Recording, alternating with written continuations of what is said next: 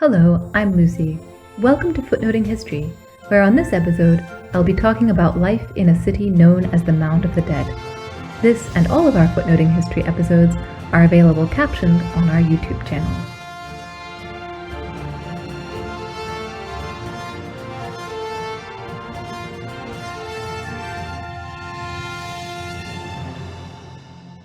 Mohenjo Daro was a vast metropolis with elaborate urban infrastructure and largely mysterious urban organization. It was a center of the Indus Valley civilization. Located in what is now Pakistan, northwestern India, and Afghanistan, this civilization was territorially as large as all of Western Europe. Because its language still hasn't been deciphered by modern scholars, there's still a lot we don't know about it. But this hasn't stopped modern scholars, writers, politicians, and artists from engaging with and fantasizing about it. This episode looks at what history can tell us about the art and culture and water management of this ancient civilization, which covered territory twice as large as that controlled by Sumerian city-states or dynastic Egypt. One of the reasons I love reading and teaching about this culture is that it throws wide open some of the most fundamental and fascinating questions of history. How do we measure a civilization's spread? How do we decide what things mean? Since in this episode I'm speaking as a historian about history that has been primarily reconstructed and interpreted by archaeologists, I want to take a moment to explain what archaeologists do and how archaeologists and historians work together. About 100 years ago, archaeology was described by one of its most famous practitioners as moving methodologically from treasure hunt to science. And archaeology can indeed be classified as a science, but it is also a science that involves thoughtful and empathetic reflection on the past and the use of historical skills, including historical imagination.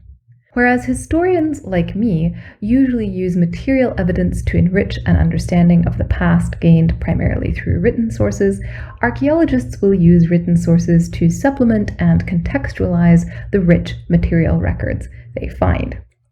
And while as a historian I may lament loudly the lack of a deciphered writing system for this incredibly complex ancient society, I also recognize the work that can be done with the record we do have by the specialists who have the skills to interpret it. Even before we see the rise of large cities in this region, which occurred in the 3rd millennium BCE, we see the rise of granaries, featuring pits and/or large ceramic jars. This highlights the increase and importance of food storage, which revolutionized the modes and scales of trade with regional and distant counterparts. Surplus food production also enabled individual technological and artistic creativity, including craft specialization and domestic construction. There was rapid improvement in the technological and methodological efficiency of agricultural practices like irrigation. The appearance of copper and bronze marks the onset of metallurgy, very exciting, and associated production of a rich repertoire of tools and implements for everyday life. Regional centers with small satellite villages developed in the form of farmsteads, hamlets, campsites, craft production centers for bead manufacture or salt processing, and so forth. Such growing economic prosperity led to an increase in villages and subsequently towns and cities. And it's here where both the Indus Valley civilization and the process of investigating it get more complicated.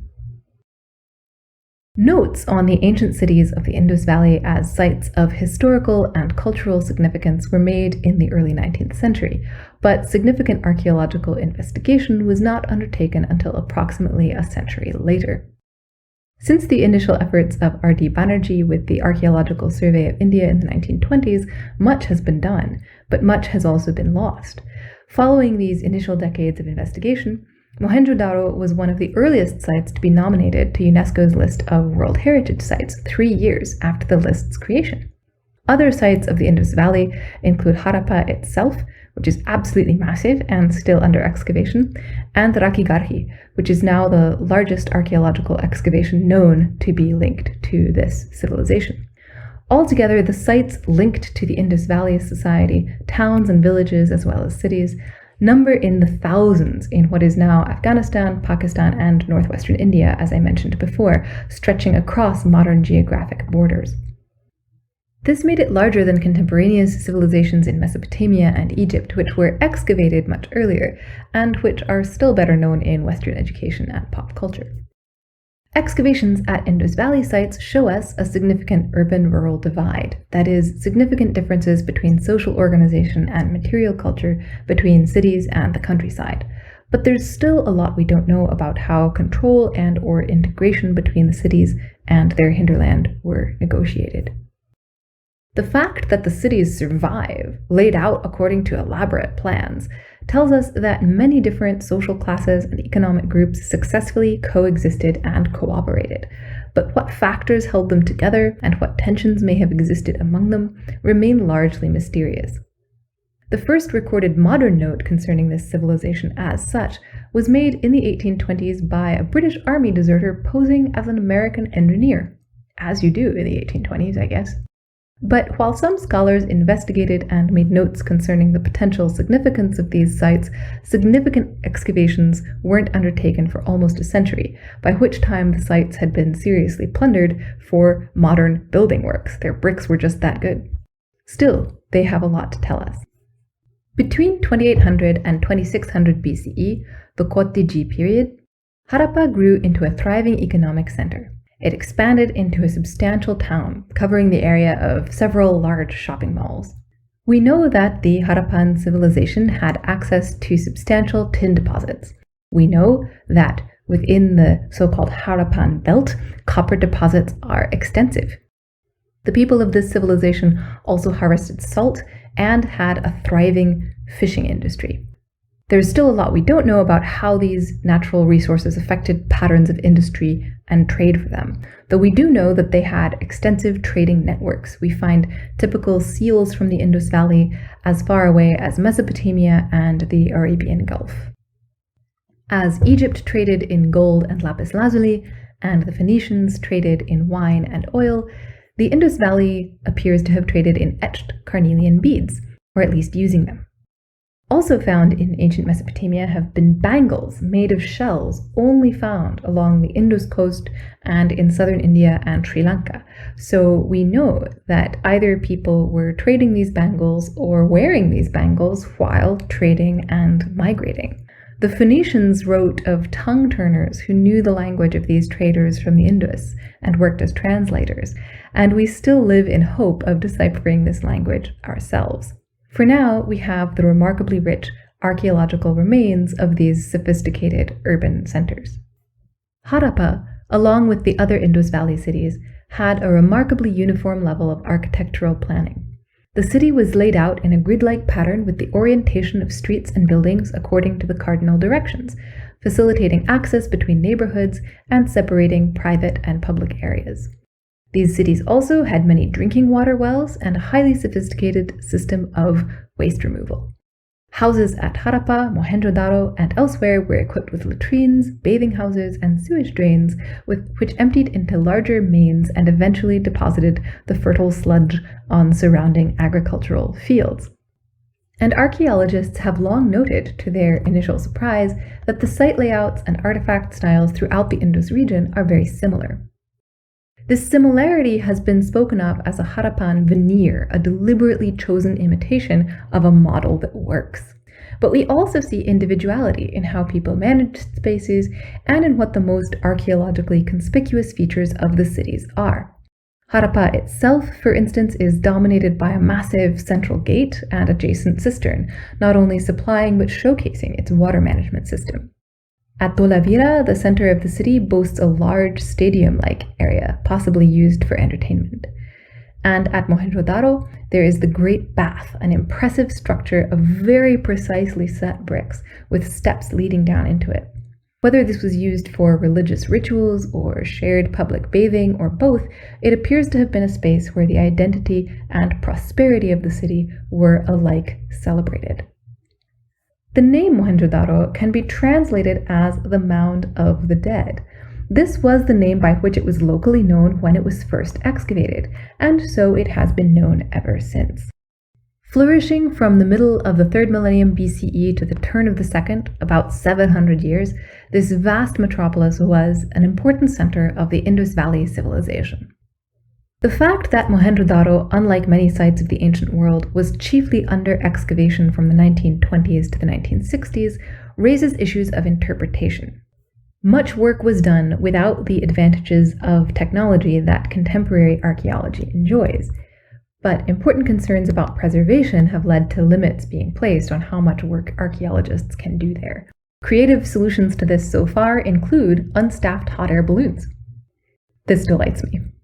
We see many Indus settlements like Mohenjo Daro and Harappa with massive walls and gateways, but as Jonathan Kenwayer has noted, they may have been more important as control mechanisms to facilitate taxation and limit commercial access to or exit from the cities than for military defense. Unlike in, say, Assyria, we do not have significant evidence for war or military culture. Both Harappa and Mohenjo Daro had monumental buildings, but were they temples? Palaces, it's unclear. And the fact that no clear markers of function survive may suggest that, in contrast to Mesopotamia and Egypt, this civilization was not dominated by a single ruler or dynasty, but perhaps controlled by groups of elites, either hereditary or chosen. Who might these elites have been? They might have been merchants, scribes, landowners, or a mixture of the above. Kenwayer has suggested that another possible identity for these elites is ritual specialists, which I find a rather magnificent term to embrace those who engaged, as specialists, with the relationship between the natural and the supernatural world. Scholars of the ancient Indus Valley civilization tend to agree that the people who built and lived in these cities appear to have had a very rich and complex understanding of how they related both to their natural environment and to the supernatural. Rita Wright has suggested that the dramatic rapidity of Mohenjo Daro's construction, with only a few years, and the way in which it was constructed to transform the landscape and make use of natural resources, suggests that the city itself was seen as part of the landscape in ways foreign to most modern conceptions of the relationship between the natural and the built environment. In other words, those who constructed this massive and intricately laid out city thought of it as a philosophical statement as well as a remarkable feat of urban planning. We can see elements of this on a far less dramatic scale anytime we plan a city, making decisions about how spaces will be used and accessed. But at Mohenjo Daro and elsewhere in the Indus Valley, the relationship between the natural and the supernatural, the concrete and the abstract, was both intimate and complex. One scholar has suggested that the language itself might simultaneously invoke abstract characteristics and the objects or entities which shared those characteristics. At this stage, that's impossible to prove or disprove, but to my mind, it's an entrancingly beautiful idea. We also see a somewhat enigmatic connection between lived experience and belief in the many clay seals of this civilization. These seals feature real animals, like the crocodile, mythical animals like the unicorn, and hybrid animals, for instance, an animal part goat, part human being. Moreover, while I've just enumerated 3 categories of beast, real, mythical, and hybrid, these seals also show that there can sometimes be blurry lines between the two. Crocodiles, for instance, to quote one scholar of their history, have been our gods, predators, commodities, and pests. The same scholar, Danielle Alessi, has provocatively asked, for all our civilization and technology, what is a human compared to a crocodile on his own turf? What indeed? And then there's the unicorn. There's been disagreement about the one-horned beast that appears on so many seals throughout the Indus Valley civilization and in a 3-dimensional figurine at Mohenjo Daro, but I am partial to the scholarly theory that it is our earliest known example of the unicorn. For one thing, both Greek and Roman authors claimed that there were unicorns in ancient India. While we may disagree, this claim makes a lot more sense if we know that these authors or their informants could have seen clay seals depicting zebras, tigers, goats, crocodiles, fish, and, yes, unicorns. The unicorns of Mohenjo Daro inspired the great 20th century filmmaker Satyajit Ray to write a short story beginning, "I saw a herd of unicorns today. I write this in full possession of my senses." This is just one of his Professor Shanku stories, which I recommend highly, especially if, like me, you grew up enjoying the adventure fiction of the late 19th century, on which the stories charmingly riff. More recently, the ancient cities of the Indus Valley inspired, wait for it, a giant summer blockbuster, less than creatively titled Mohenjo Daro. This delights me, largely because as a historian of the pre-modern period, I am always wishing for more giant summer blockbusters utilizing vast quantities of scholarly research. Now, is this film accurate? Of course not. Is it fun? In my opinion, absolutely. Unlike most movies set in medieval Europe, for instance, it states up front that it is not making any claims to historical accuracy, and this endears it to me.